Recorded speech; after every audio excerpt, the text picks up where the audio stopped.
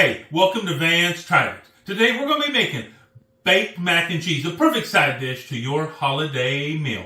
I have my Dutch oven here, and we're going to be cooking all this right here in this Dutch oven. So we're going to start off by making a roux. Now don't be afraid of a roux. So what we're going to do is we're going to put in a quarter of a teaspoon, a quarter of a cup of butter. And we're going to let that melt down. And I have it right now, as far as the temperature goes, on medium high. But I just wanted to get my pan nice and hot. And now I'm going to turn it down to low.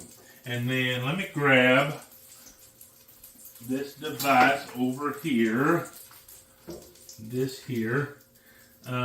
This is a flat whisk, and it is really nice for what we're going to be doing here today, because it will get down on the surface, which we're going to need for this roux, but also it's going to have some holes in it, so it will allow the roux to pass through it and just stir a lot better.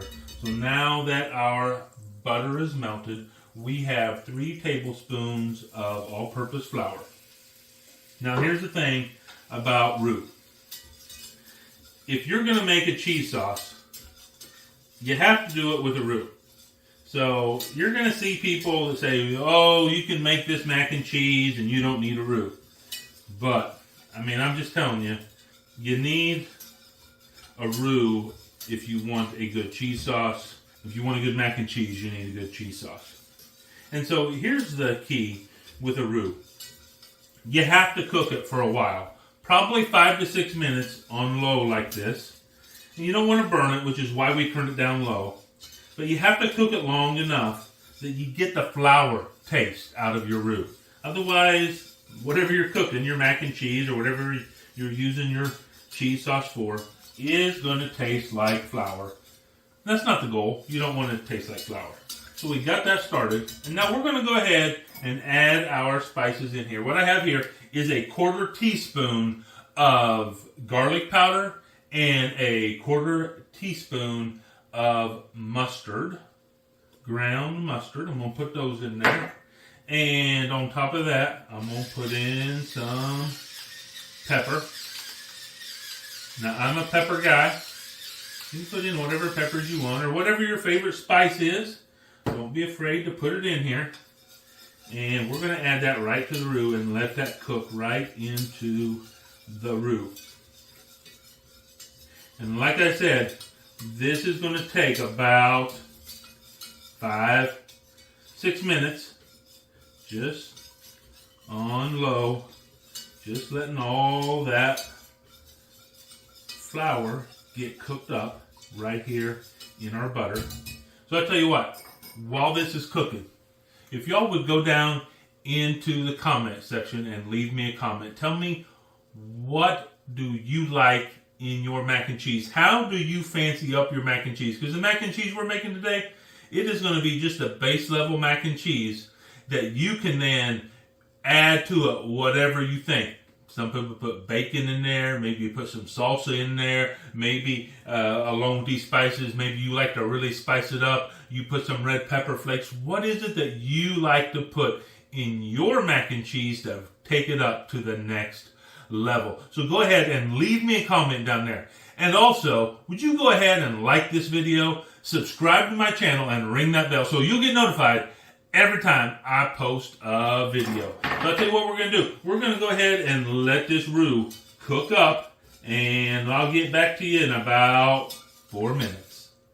Okay, so we have let this cook for about 5 to 6 minutes, and I'll tell you what, I'm going to grab the camera, and I'm going to try and give you a good look at what this should look like. It's just starting to turn brown. Also, you can start to smell when it's done. It'll have this like a nutty aroma to it. But let me give you a better look at this roux.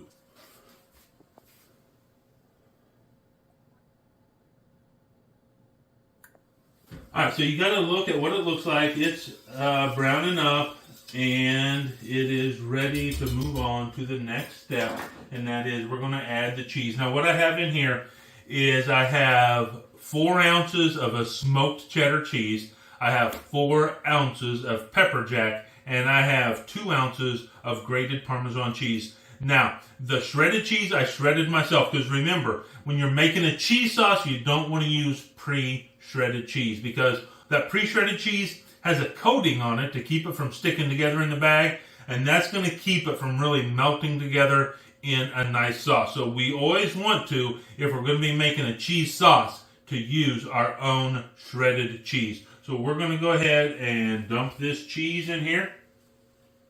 And we're going to give that a little stir. Just like that. And now we're going to pump up to a medium-low here.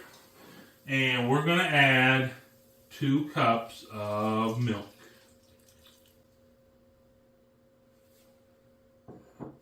And we're just going to stir this until the cheese is all melted. And it won't take too long.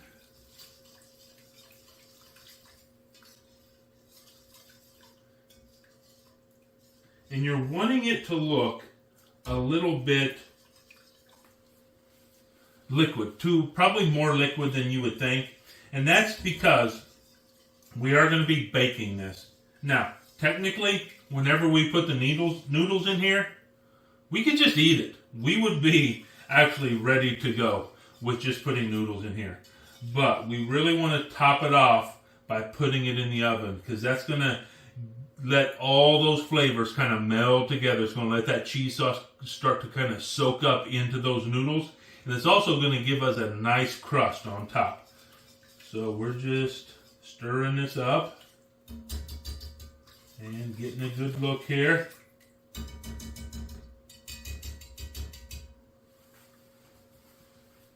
It'll take a minute. You know, mac and cheese has always been probably my favorite side dish. Super simple. You know, I remember when the shells and cheese with the cheese packets, I remember when that first started being a thing. And wow, was that a game changer in my life? Absolutely. Because, you know, look, I don't mind like just Kraft macaroni and cheese with the cheese sauce. I've eaten a lot of that in my life. But that package of cheese that you squeezed into your noodles, that was a different level. Just like this is a different level from that. Because we're going to really up our game here. And here's the great thing. You can use whatever cheese you want to use. A lot of people really love American cheese in this. One reason is American cheese just melts up so nice. And it's going to make a really nice cheese sauce. And you can start to see how we're starting to get all melted here. And now what we're going to do is we're going to take, I have, I don't know, probably 8 to 10 ounces uncooked of noodles. And we're just going to put them right in the pool here. Just like that.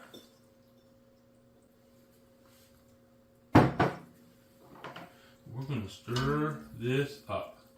Now, like I said, look, you could just leave this on the stove, let this cook for, I don't know, probably 8 minutes or so, just enough to let that cheese sauce really start to thicken up. And you could just have your own mac and cheese right here ready to go. But the noodles I cooked to just barely al dente. And that's typically how I'm going to eat my noodles anyway. I want them just the bare minimum cooked because I want there to be a little bit of solidness in here. But that is really important when you're making this baked macaroni and cheese, because we're going to put it in our 350 degree oven for 30 minutes. And that means that it's going to start to absorb some of the liquid here in this cheese sauce. That's going to do 2 things. 1, it's going to thicken up the cheese sauce. And 2, it's also going to make those noodles even more tender. So if you start off with fully cooked, like absolutely mushy noodles in here, that means those noodles aren't going to be able to absorb any of that goodness from the cheese sauce. It also means your cheese sauce isn't really going to thicken up like what you really want in a baked mac and cheese. So make sure you cook them just to al dente. A lot of times on the instructions on the package of noodles, it's going to tell you, a lot of times it will show you a range. So it might say 7 to 8 minutes. That's what my package said today. So 7 is al dente, 8 is mushy. Probably not completely mushy, but pretty close to it. So make sure when you're cooking these noodles for the baked mac and cheese, you stay on the lower end of the time. But we're going to go ahead and get this in the oven for 30 minutes, and then we'll come back and taste this delicious goodness. Okay, we've had our baked mac and cheese in the oven for 30 minutes, so we're going to pull it out and give it a try. Ooh, that's hot.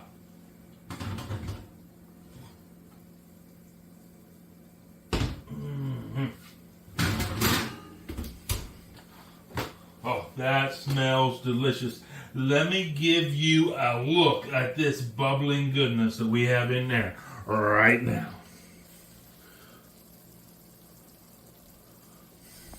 Okay, that looks fantastic. Let's just get in there and give it a try.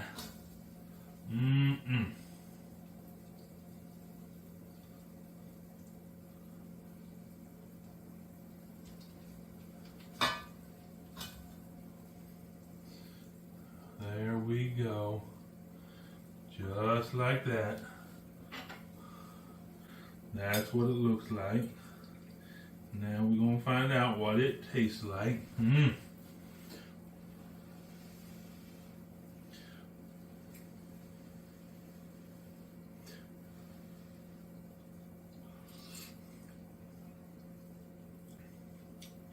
Oh, wow. Yeah. I mean, that smoked cheddar is so good in there. Whew, it's still hot though. But, I mean, look, you just can't hardly beat a good homemade mac and cheese.